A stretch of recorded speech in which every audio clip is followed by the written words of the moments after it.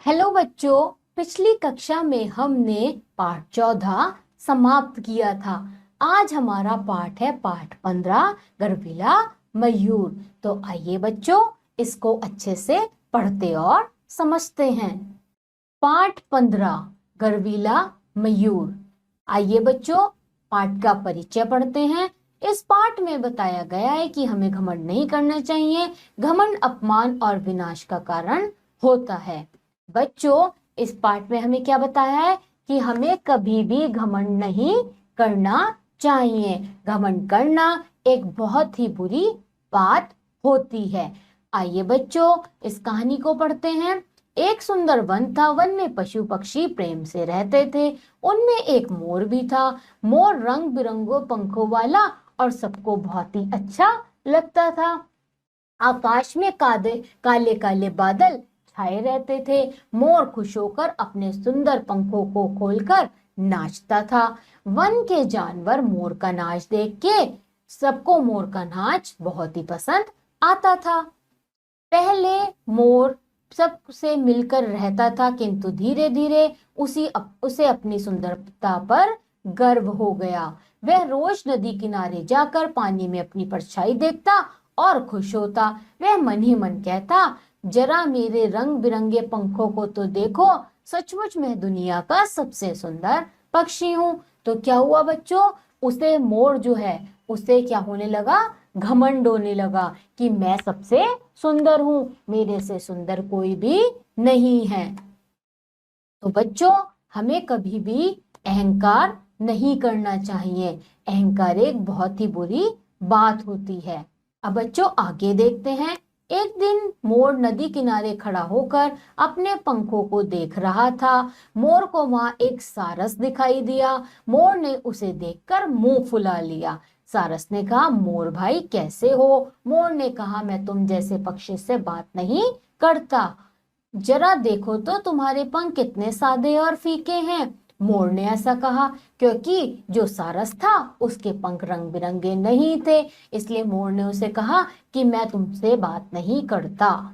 सारस ने कहा, मोर भाई तुम्हारे पंख तो बहुत सुंदर हैं, लेकिन किसी काम के नहीं है। वह कैसे? मोर ने गुस्से से पूछा।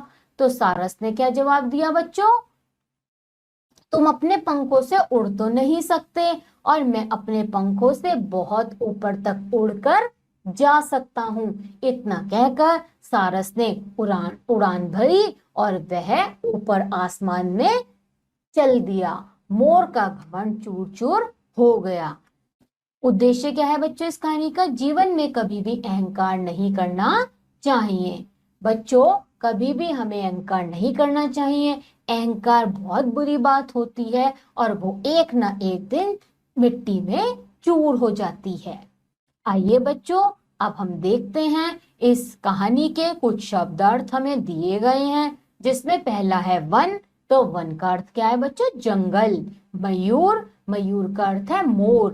बादल, बादल का अर्थ है मेघ। सारस, सारस एक पक्षी का नाम है। और पंख, पंख होते हैं पर। अब बच्चों यहाँ पे हमें वर्तनी भी दी है। जैसे रंग को हम रंग लिख सकते हैं रंग, पसंद को हम लिख सकते हैं पसंद, पंख को हम लिख सकते हैं पडंख और घमंड को हम लिख सकते हैं घमंड। मतलब कि जो हम ऊपर बिंदी लगाते थे उसको हम न लगाकर भी लिख सकते हैं। तो इस प्रकार से हम अपनी वर्तनी को लिख सकते हैं। आइए बच्चों अब यहाँ पे हमें क्या दिया है, एक मुहावरे भी दिया है जो है मुंह फेर लेना। इसका अर्थ क्या है बच्चों? उपेक्षा करना या अनदेखा करना। चूर चूर हो जाना, इसका अर्थ क्या है बच्चों? नष्ट हो जाना। तो बच्चों यहाँ पे जो शब्दार्थ दिए हैं और जो मुहावरे दिए हैं, आप सब बच्चे उन शब्दार्थ को और मुहावरों को बहुत ही अच्छे से याद करेंगे। अब बच्चों इस पाठ के आधार पर आता है हमारा अभ्यास कार्य। तो अभ्यास कार्य में हमारा प्रश्न है मौखिक अभिव्यक्ति। अब मौखिक अभिव्यक्ति में हम देखते हैं अपना पहला प्रश्न। पहला प्रश्न क्या है? मोर के पंख कैसे होते हैं? अभी आपने इस पाठ में अच्छे से पढ़ा रंग बिरंगा। अब इसके आगे देखते हैं बच्चों, दूसरा प्रश्न क्या है। बादल आने पर कौन सा पक्षी नाचता है? कौन सा पक्षी नाचता है बच्चों? मोर। अब इसके बाद आता है बच्चों हमारा बहुविकल्पीय प्रश्न। तो बहुविकल्पीय प्रश्न में क्या है बच्चों, एक हमें प्रश्न दिया है जिसके 4 उत्तर है, जिसमें कि जो एक उत्तर है वो सही है और वो ही हमें बताना है। तो देखते हैं बच्चों, मोर को किस पर घमंड हो गया? तो मोर को किस पर घमंड हो गया? अपने पंखों पर। तो इसका उत्तर क्या है बच्चों? पंखों पर। मोर पानी में क्या देखता था? मोर पानी में क्या देखता था बच्चों? सारस को, मगर को या अपनी परछाई को? अभी आपने अच्छे से पढ़ा, अपनी परछाई को। अब बच्चों इसके आगे का प्रश्न देखते हैं। आगे का प्रश्न क्या है बच्चों? मोर को नदी किनारे कौन दिखाई दिया? तो कौन दिखाई दिया बच्चों? सारस। तो इसका उत्तर क्या हुआ बच्चों? सारस। अब इससे आगे देखते हैं बच्चों, इसके आगे हमें दिया है लिखित प्रश्न। मुझे लगता है बच्चों ये सब अभ्यास कर रहे आपको बहुत ही अच्छे से समझ में आ रहा होगा। अब यहाँ हम देखेंगे लिखित का प्रश्न क्या है।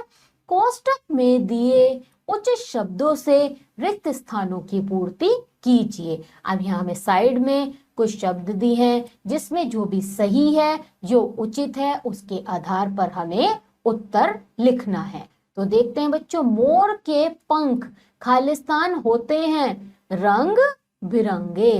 तो इसका उत्तर क्या है बच्चों? रंग बिरंगे।